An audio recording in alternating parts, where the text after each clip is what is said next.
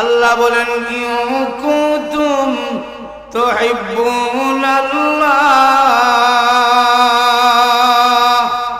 প্রথমেই আল্লাহ বলছেন কুল, হে নবী আপনি বলুন ইন কুনতুম তুহিব্বুনাল্লাহ। যারা দুনিয়ার মধ্যে এই কথা বলে আমি আল্লাহকে ভালোবাসি, আমি আল্লাহকে পেতে চাই, এই কথা যারা বলে আমরা আল্লাহকে ভালোবাসি কি বাসি না? আরো আস্তে বল, আরো জোরে বলেন, আল্লাহকে ভালোবাসি কি বাসি না? কম ভালোবাসি নাকি বেশি ভালোবাসি? কেন আমরা আল্লাহকে ভালোবাসি? এর কারণ হলো স্বয়ং আল্লাহ তার বান্দা বান্দিকে ভালোবাসে। আল্লাহ রাব্বুল আলামিন তার বান্দা বান্দিকে কত ভালোবাসেন। আল্লাহর দয়া মায়া, আল্লাহর ভালোবাসা আমাদের প্রতি কত, বলে আমরা আল্লাহর যদ্দুর ভালোবাসি এর চাইতে কোটি গুণ বেশি আল্লাহ আমাদেরকে ভালোবাসেন। এই জন্য আল্লাহ রাব্বুল আলামিন বলেন, মুসলমানেরা রে, ও বান্দা বান্দীরা, তোমাদের জবানের কথারও আমি আল্লাহর কাছে দাম। তোমাদেরকে ভালোবাসার কারণে গুনাহগার বান্দা বান্দি যখন আল্লাহর একবার ডাকে, মহান আল্লাহ বলেন বান্দার ডাকে আমি আল্লাহ 70 বার জবাব দেই। আল্লাহ রাব্বুল আলামিন অনেক ভালোবাসেন। ইযা যাকারানি আবদি ফি নাফসিক যাকারতুহু ফি নাফসিক ওয়া ইযা যাকারানি ফি মালাইন যাকারতুহু ফি মালাইন খায়রিন মিন ওয়া ইন আতানি ইয়ামশি আতাইতুহু হারওয়ালা আও কামা ক্বালা আলাইহিস সালাতু ওয়াস সালাম। আল্লাহ নবী বিশ্বনবী রাহমাতুল লিল আলামিন বলেন, দুনিয়ার মানুষেরা জানোনি আল্লাহর কত মায়া। আল্লাহর এত মায়া বান্দার প্রতি, কোন বান্দা বান্দি যদি একা একা আল্লাহর স্মরণ করে, ঘরের দরজা লাগিয়ে দিয়েছে, পৃথিবীর কেউ নাই, না আছে তার বাবা তার কাছে, না আছে তার মা তার কাছে, না তার স্ত্রী আছে, না সন্তান আছে, একাকী দরজা লাগায়া সিজদায় পড়ে আল্লাহর একা একা স্মরণ করে। আল্লাহর নবী বলেন, ও আমার উম্মতেরা, বান্দা বান্দি যদি একা একা আল্লাহর স্মরণ করে রে, মহান আল্লাহ একা একা তার বান্দা বান্দির স্মরণ করে। কোন বান্দা বান্দি যদি কোন সমাবেশের মধ্যে, কোন মজলিসের মধ্যে যদি আল্লাহর কোন বান্দা বান্দি একত্রিত হয়ে জমা হয়ে যদি কোন বান্দা বান্দি আল্লাহর স্মরণ করে, আল্লাহ বলেন এর চাইতে উত্তম মজলিসে, এর মানে আল্লাহ বলেন ফেরেশতাদের মজলিসে আমি আল্লাহ ওই বান্দা বান্দির স্মরণ করি। আর ওদের কন্যা সুবহানাল্লাহ। তাহলে আল্লাহ আমাদেরকে ভালোবাসেন কি বাসেন না? আর ওদের আল্লাহ রাব্বুল আলামিন আমাদেরকে অনেক ভালোবাসেন। আল্লাহর ভালোবাসা অপরিসীম। আল্লাহর ভালোবাসার মতো দুনিয়ার কেউ আপনারে ভালোবাসতে পারবে না। দুনিয়ার মানুষগুলো যতই আপনারে ভালোবাসে, ভালোবাসার পিছনে স্বার্থ থাকে, কিন্তু আমার আল্লাহ যে আমাদেরকে ভালোবাসেন, আল্লাহর কি কোনো স্বার্থ আছে? আর ওদের ওখানে আছে নাকি? খালায় যদি ময়ও যদি ভালোবাসে, এর মধ্যে সম্ভাবনা আছে আপনার কান্দের মধ্যে ময়ূর করে বইন্ডারে তুলে দেওয়া। যদি দেখেন অমুকে আপনার বেশি মায়া করে, অবশ্যই এর মধ্যে মতলব খারাপ থাকতে পারে, স্বার্থ থাকতে পারে, কিন্তু আল্লাহর ভালোবাসার মধ্যে কোনো স্বার্থ নাই। স্বার্থ যদি থাকতো, আমরা দুনিয়াতে যত অপরাধ করি, একটা রাত্রিতেই যত অপরাধ আমাদের হয়, এক রাত্রির অহরাদি পরের দিন সকাল উঠে দেখতেন গজব শুরু হয়ে গেছে। যেরকম ঠিক কিনা? আল্লাহর ভালোবাসার মধ্যে কোনো স্বার্থ আছে? যেরকম কোনো স্বার্থ আছে? কোনো স্বার্থ নেই। এই জন্য আল্লাহ আমাদেরকে ভালোবাসেন, তাই আমরাও আল্লাহরে ভালোবাসি। এমন ভালোবাসি প্রয়োজনে আল্লাহর জন্য জীবন দিতে আমরা রাজি আছি। আরো যেরকম ঠিক কিনা? এমন কোন পরিস্থিতি যদি হয়, ঈমান রক্ষার জন্য, ইসলাম রক্ষা করার জন্য, কোরআনের সম্মান অক্ষত রাখার জন্য, এমন কোন সময় যদি আসে দুনিয়ার কোন নাস্তিক বেঈমান যদি নবীর বিরুদ্ধে কথা বলে, কোরআনের বিরুদ্ধে কথা বলে, আল্লাহর বিরুদ্ধে কথা বলে, লক্ষ লক্ষ যুবক তৈরি হয়ে যাবে, ওইজনে জীবন দিবে, কিন্তু আল্লাহ এবং নবীর কোরআনের অবমাননা মেনে নিবে না। আর ওদের এখন ঠিক কিনা?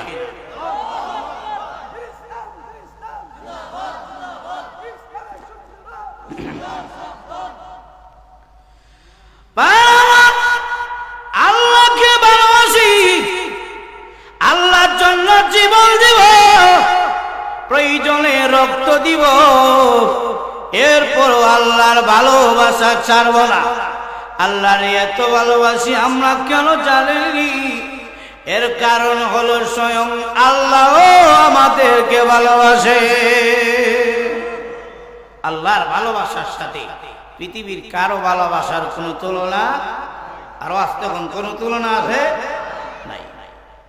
আল্লাহ বলেন, হে নবী, যারা এই কথা বলে আমি আল্লাহরে ভালোবাসি, তাদেরকে জানায়া দেন আল্লাহর ভালোবাসা মূর্তি পূজার মাধ্যমে পাওয়া যাবে না। আরো যেরকম ঠিক কিনা? রাসূল আয়া তাকায়া দেখে আরবের অমুসলিমরা, কাফেররা আল্লাহর ঘর কাবা শরীফের ভিতরে মূর্তি নিয়ে ঢুকে না। আসতে কোন নাউযুবিল্লাহ বেটেন দিনে লইব তো। কাবা ঘরের ভিতরে মূর্তি ঢুকেছে, এরা ডাইরেক্ট নিয়ে কাবা ঘরের ভিতরে মূর্তি ঢুকিয়েছে। আর এই সমাজের নাস্তিকগুলো আমাদের প্রত্যেকটা ঘরে ঘরে 8, 7 এবং দেখবেন স্কুলের বইগুলোর মধ্যে মূর্তি ঢুকিয়ে দিয়েছে। আর ওদের এখন না দেখবেন যেই টাকের মধ্যে কোরআন শরীফ রাখছে, এটার কাছে নিয়ে স্কুলের বই রাখছে, উল্লে দেখবেন স্কুলের বেশিরভাগ বইয়ের মধ্যে মূর্তির ছবি দেওয়া আছে। আর ওদের এখন এই কাফেররা, আইয়ামে জাহিলিয়াতের যুগের কাফেররা সুকৌশলে নয়, সরাসরি তারা কাবা ঘরের ভিতরে মূর্তি ঢুকিয়েছে। আর বর্তমান নাস্তিকেরা সুকৌশলে মুসলমানের মাথা ওয়াশ করে করে করে আজকে মূর্তির ছবি পৌঁছে দিয়েছে। নাকি মিথ্যা কথা কইলাম? ডরাইতেছেন নাকি আপনারা?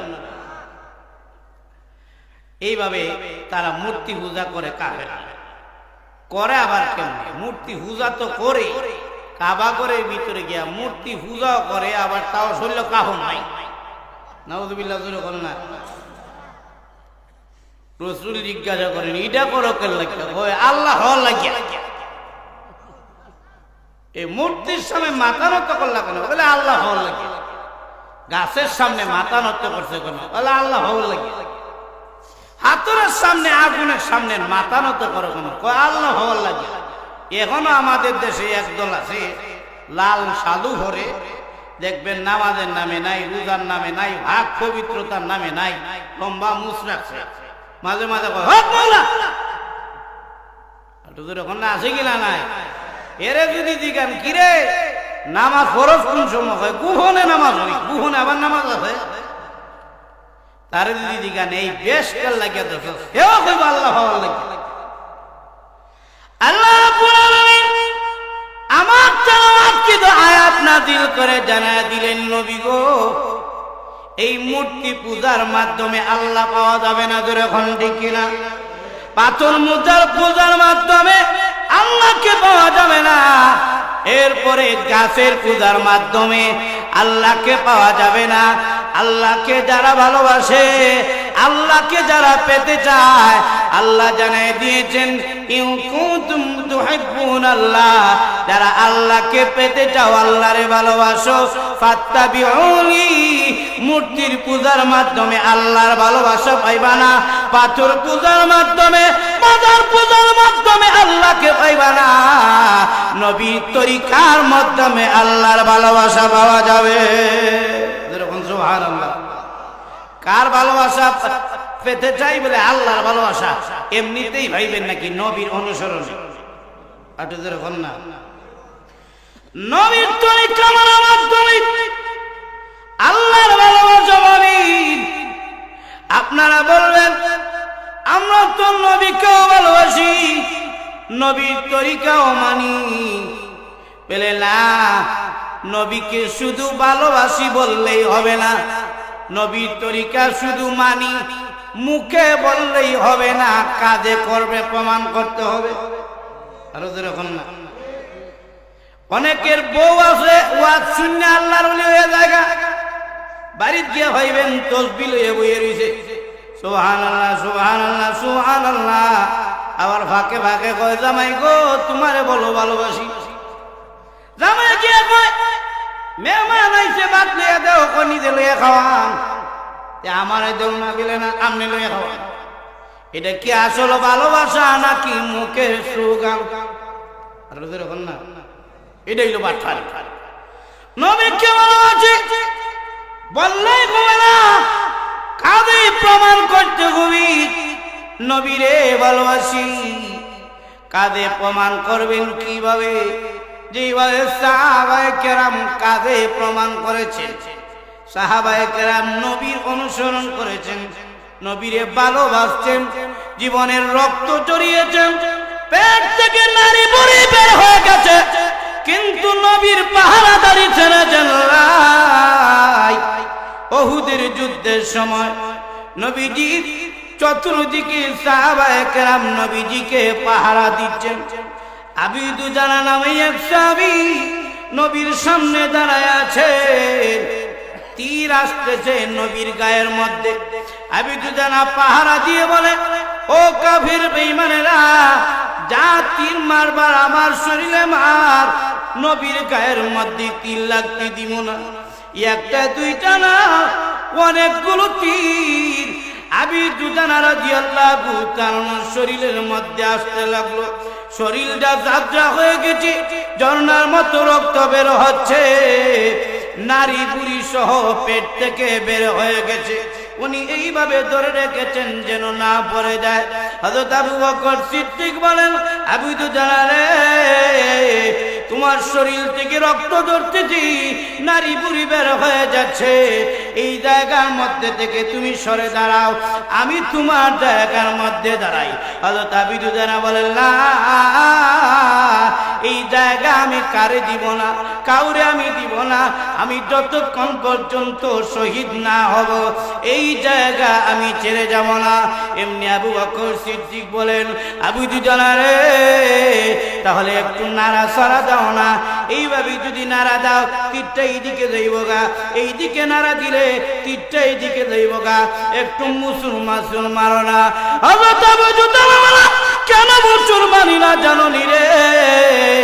মুসুর না মারার কারণ হলো রে, আমার পিছনে কিন্তু আল্লাহর পরে যেই নবীর মর্যাদা, সেই নবী রাহমাতুল লিল আলামিন বসে আছেন।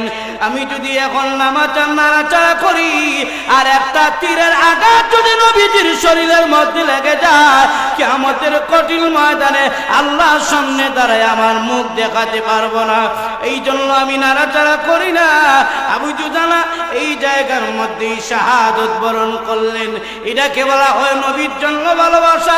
কাজে কর্মে নবীর ভালোবাসা প্রমাণ করতে হবে, মুখেই বললেই হবে না, প্রয়োজনে জীবন দিতে হবে, এরপরও নবীর ভালোবাসা ত্যাগ করা যাবে না। যখন ঠিক কিনা, আরো দূরে বলেন ঠিক কিনা। নবীর ইজ্জত সম্মান রক্ষার জন্য জীবন দিতে কারা কারা রাজি আছে? রাজি আছেন ইনশাআল্লাহ? আরো দূরে এখন রাজি আছেন কেন না? যদি বাংলাদেশের কোন নাস্তিকেরা ইহুদি খ্রিস্টানের দালালেরা যদি নবীর বিরুদ্ধে কথা বলে, ইসলামের বিরুদ্ধে কথা বলে, আলেম ওলামার বিরুদ্ধে কথা বলে, প্রয়োজনে তাদের জিভ ছিঁড়ে নেওয়ার জন্য কারা কারা রাজি আছেন জানতে চাই। রাজি আছেন তো ইনশাল্লাহ? নাকি হুজুর আপনি আগে যান আর আমরা হাত তুললাম, পিছনে আপনার সামনে গেলে আমরা দৌড় দিলাম, এইরকমই নাকি? যুদ্ধ লাগেন, যুদ্ধ লাগেন, আমরা নাই, আপনি লাগিয়ে যান। নবীর জন্য জীবন দিতে হবে এবং নবীর অনুসরণ করতে হবে। যেরকম ঠিক কিনা?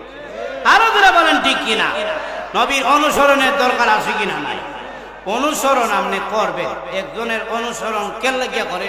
বলে তার মধ্যে গুণ থাকলেই তার অনুসরণ করে, তার মধ্যে গুণ নাই তার অনুসরণ করবে একটা গাধায়। আরো যেরকম ঠিক কিনা? যার মধ্যে গুণ আছে তারই ফলো করে। যেমন আলেম ওলামা, বিরাট বড় আলেম ওলামা যারা আছেন তার অনুসরণ করে। কেন? উনির মধ্যে গুণ আছে। নবীর মধ্যে কি গুণের অভাব? আরো আসতে হোক আপনারা, নবীর মধ্যে গুণের অভাব। একজন আরেকজনকে পছন্দ করে, কেন লাগে? বলে লোকটা বড় সুন্দর, নবীর চাইতে সুন্দর আর নাই। এরকম ঠিক কিনা? নবীর চাইতে সুন্দর আছে কেউ? রাসূল এমন সুন্দর। আম্মা জান আয়েশা বলেন, ও মিশরের মহিলারা, তোমরা ইউসুফ নবীর দিকে ছায়া ছুরি লাগাই দিছিলে আঙ্গুলে, আর আমার নবীর দিকে দিদি চাইতা ছুরি আঙ্গুলে না কলজা লাগাই দিতে না, ঘুমায় ঘুমায়। এখন সুবহানাল্লাহ, এত সুন্দর মায়ার নবী, এত সুন্দর ছবি, কিয়ামত কিয়ামত বলে চিৎকার শুরু করে দিয়েছেন। আরেকজন জিজ্ঞাসা করে, সাহাবীরে কিয়ামত কিয়ামত বলে কেন চিৎকার শুরু? সাহাবী বলেন, ওই যে তাকায় দেখো, কিয়ামত শুরু হয়ে গেছে। কিয়ামত হয়ে গেলেই আকাশে চাঁদ জমিনে পড়ে যাবে। ওই যে তাকায় দেখো, আকাশের চাঁদ কাবা ঘরের সামনে দেখা যায়। ডাক দিয়ে নারী, ভালো করে দেখো, আকাশের চাঁদ আকাশের জায়গায় আছে, কাবা ঘরের সামনে আমেনার পূর্ণিমার চাঁদ দাঁড়ায় আছে। ওই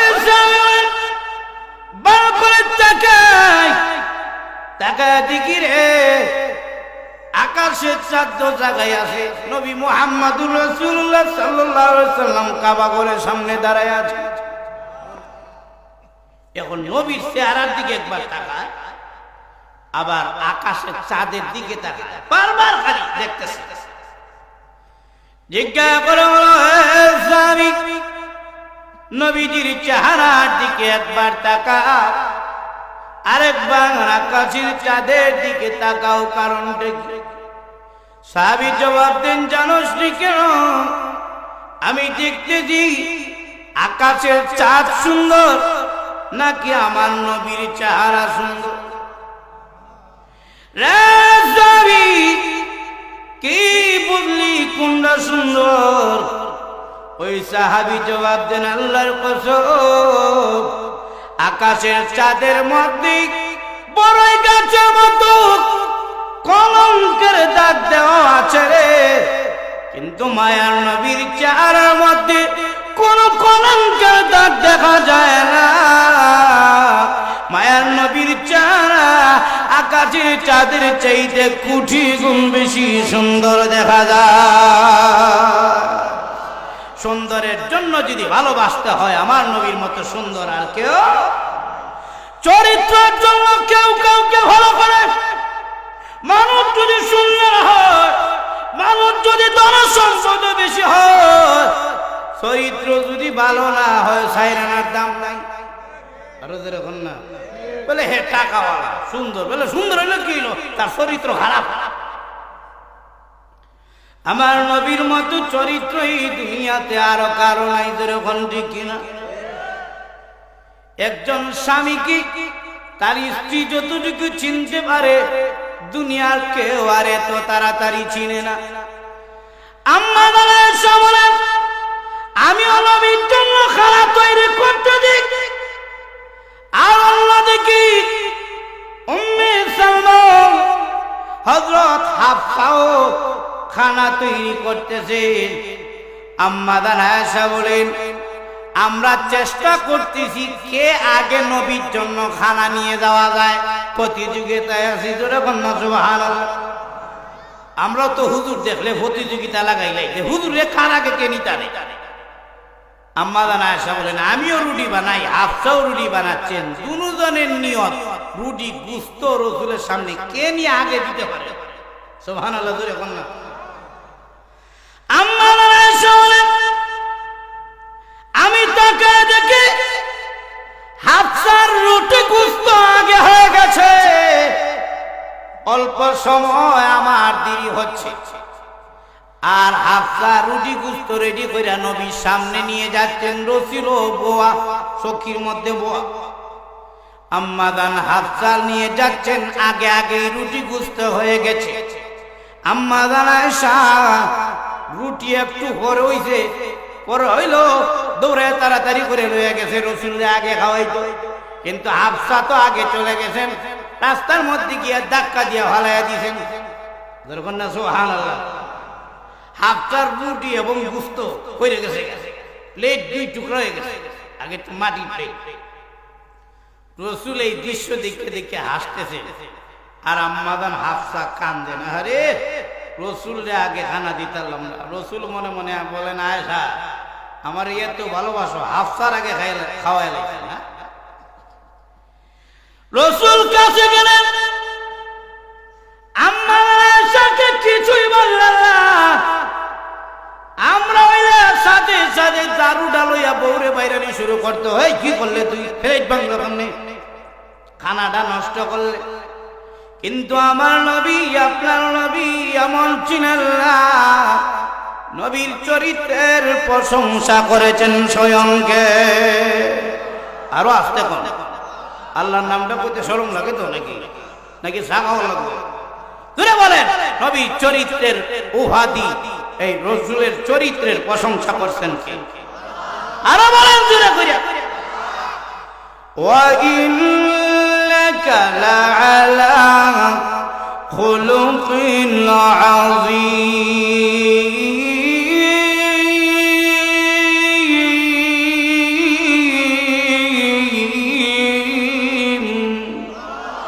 আল্লাহ নিজে নবী চরিত্রের প্রশংসা করছেন। আম্মা জান আয়েশা বলেন আমি যেই কাজ করছি রসুল তো আমার প্রতি রাগ হওয়ার কথা, কিন্তু রসুল আমার কাছে আয়া হাসি দিয়ে বলেন আয়েশা তুমি কিন্তু কাজটা ঠিক করো নাই। সুবহানাল্লাহ।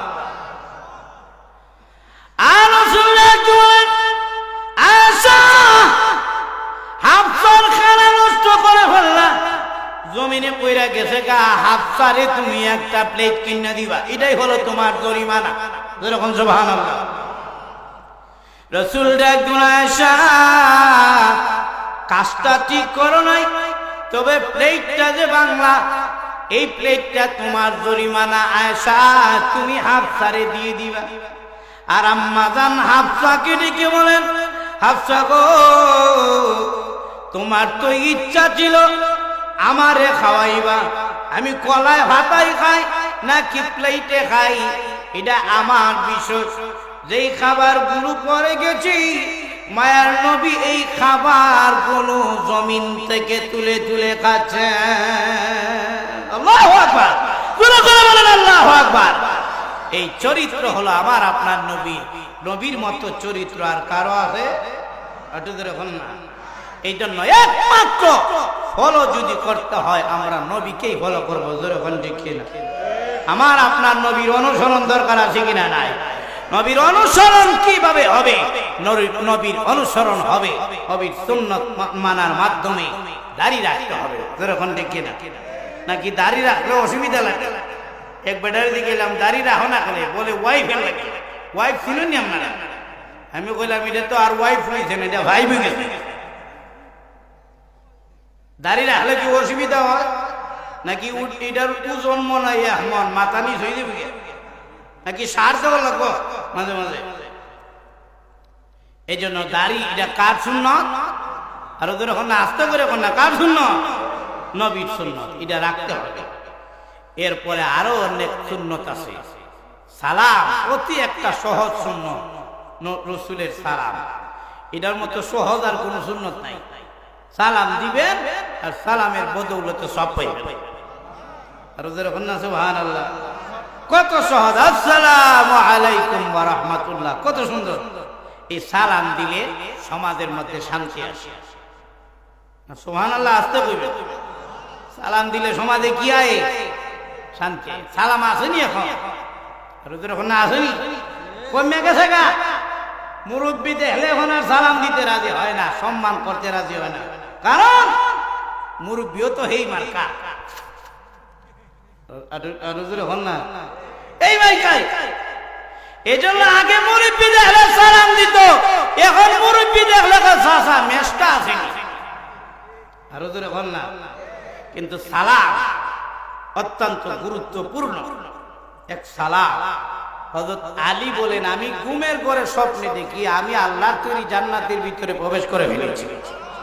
আর যখন না সুবহানাল্লাহ।